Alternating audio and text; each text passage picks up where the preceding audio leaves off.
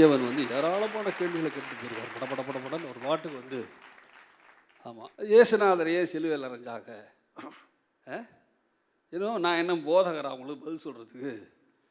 ஆனால் ஒன்று எங்களுக்கு சொல்லி கொடுத்துருக்காங்க, இயேசுநாதர் மட்டும் சிலுவையில் அறையல, பக்கத்தில் 2 பேரும் சிலுவையில் அரைஞ்சிருந்தாங்க. ஆனால் இயேசுநாதர் மட்டும்தான் உயிர் பெற்று எழுந்தார் என்பதை இனியவன் தயவு செய்து மனசில் வச்சுக்கணும். ஆனால் ஒன்று தெரிஞ்சுக்குங்க, காந்தியை கோட்ஸே சொட்டதும் சரிதான், செத்து போனார் காந்தி. ஆனால் கோட்ஸே என் பையில் இல்லை, காந்தி தான் ரூபாயாய் என் பையில் இருக்கிறார் என்பதையும் சேர்ந்து இனியவன் புரிஞ்சுக்கணும். நடுவர் நல்லா சொன்னார், அதாவது இந்த இந்தி நல்லா சொன்னார். ஒரு லோன் ஆஃபீஸர் வந்து டாக்டருக்கு லோன் இல்லைட்டார் ஜெயங்கொண்டத்தில். நல்லா சொன்னார் நடுவர் அவர்களே, எல்லாத்துக்கும் நீங்கள் சொன்னீங்க பாருங்கள், எவர் ஆக்ஷன் ஆப்போசிட் ஈக்குவல் ரியாக்ஷன், கரெக்டாக சொன்னீங்க. ஒரு பாராளுமன்ற உறுப்பினர் வர்றாங்க ஏர்போர்ட்டில், இந்தி தெரியுமான்னு கேட்குறான் அந்த அம்மாவை. அப்படிங்கிறாங்க. வெற்றிமாறன் பெரிய டைரக்டரு, அவர் சொல்கிறார் என்னை இப்படி தான் அவமானப்படுத்தினாங்கன்னு. கடைசியில் ஜெயங்கொண்டத்தில் ஒரு டாக்டர்கிட்ட இந்தி தெரியுமான்னு கேட்டாங்க. எங்கள் பயலுக்கு தெளிவாக சொல்கிறாங்க இந்தி தெரியாது போடா என்ற பதில் ரியாக்ஷன் தான். தேசியம் மறந்துடாதீங்க. பயலுக்கு என்ன சொன்னாங்க, இப்போ இந்தி தெரியாது போடா அப்படின்ட்டான். அந்த மேனேஜர் இன்று மாற்றல் செய்யப்பட்டு விட்டார் என்பதுதான் தமிழ்நாட்டின் வெற்றி என்பதை நீங்கள் தேசிய மனசில் வச்சுக்கணும். நான் என்ன கேட்குறேன், அடிப்படையில் யோசிச்சு பாருங்க. ஒரு அம்மா நிற்கிறாங்க, ஒருத்தர் ஊந்து ஊந்து ஊந்து வர்றாரு, காலை தொட்டு கும்பிட்றார். நான் வேறு எதுவுமே சொல்லலை. யாராக இருந்தாலும் எந்த மனுஷனுக்கும் அந்த நேரத்தில் மனசு கஷ்டப்படாது.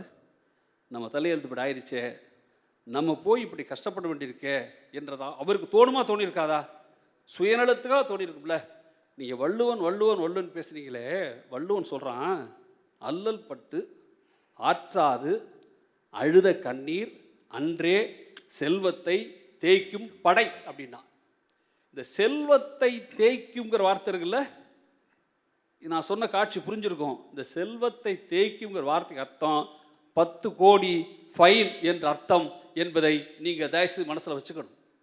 எனக்கு என்ன மீண்டும் கலைஞர், நல்லா சொன்னீங்க கலைஞரை பற்றி. கலைஞர் அவர் இறந்து போகிறார். அண்ணாவின் காலடி இடம் கிடைக்கல அவருக்கு, அரசு சூழ்ச்சி செய்து. ஆனால் போராடி தளபதி நீதி பெற்று இடம் கிடைக்கிது.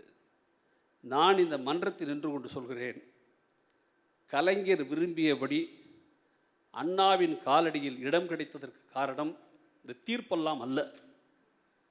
ஏன்னா கலைஞர் என்கிற அந்த மாமனிதர், அவர் பதவியில் இருந்தபோது காமராசர் செத்தார், ராஜாஜி இறந்தார், கண்ணதாசன் இறந்தார். மறந்துடாதீங்க, எத்தனை பேர் இறந்த போதும் கருத்து வேறுபாடுகளை தூர தள்ளிட்டு எல்லோருக்கும் உரிய முறையில் மரியாதையோடு கலைஞர் செய்த செயல்தான் அவருடைய உடம்புக்கு அதே மரியாதையை பெற்றுத்தந்தது என்பதை நீ மறந்துடக்கூடாது. அதில் பெரியாருடைய மரணம் இருக்கு பாருங்க. பெரியாருடைய மரணம், பெரியார் மரணமாகிறார், கலைஞர் முதல்வர், அவருக்கு உரிய அரசு முறையில் எல்லாம் நடக்கும்னு கலைஞர் சொல்லியாச்சு.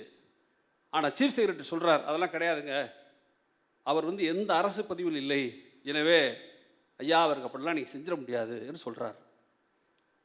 கலைஞர் நிதானமாக சொல்கிறார், ஒருவேளை உரிய மரியாதை செய்தால் அரசு மரியாதையை என் பதவியே போனாலும் செய் என்று சொல்லிட்டு போன சீஃப் செக்ரட்டரி திருப்பி கூப்பிட்டு வான்னு கூப்பிட்டு, காந்தி இந்தியாவில் எந்த பதவியில் இருந்தார்? அரசு பதவியில். காந்தி அரசு பதவியில் இல்லாத போது அவருக்கு முழு அரசு மரியாதை கிடைத்ததற்கு எந்த விதி இருந்ததோ அதே விதியை பயன்படுத்தி பெரியாருக்கு செய்யணும்னு சொன்னார். சொல்லிட்டு கலைஞர் சொன்னார், காந்தி இந்தியாவின் தந்தை என்றால் பெரியார் தமிழர்களின் தந்தை என்பதை மனசில் வச்சுக்கன்னு சொன்னார். அப்போ நான் என்ன கேட்குறேன், கலைஞருக்கு கிடைத்த மரியாதை, அவர் கொடுத்த மரியாதை கிடைத்த பதில் என்பதை தயவுசெய்து நீ மனசில் வச்சுக்கணும். உலகத்திலே ஆகச் சிறந்த அன்பு மன்னிப்பதுரா. இயேசுநாதர் மன்னித்தார், அதனால தான் நிற்கிறார். காந்தி மன்னித்தான், அதனால தான் நிற்கிறான். நல்லது செய்தவன் முழுவதும் மீண்டும் மீண்டும் நினைக்கப்பட காரணம், நான் நல்லது செஞ்சுட்டா தனக்கு நல்லது நினைக்கல வஉசி, தான் நல்லது செய்தால் இந்த சமூகம் நன்மை பெறும் என்று வஉசி நினைத்தார் என்பதை நீங்கள் தயவுசெய்து மனசில் வச்சுக்கணும். எனவே அடிப்படையில் சொல்கிறேன் நடுவர் அவர்களே, ஒரு சொல் கேளீர்கள், முற்பகல் செய்யின் நிச்சயம் நற்செயல் நடக்கும். விடைபெறுகிறேன். நன்றி, வணக்கம்.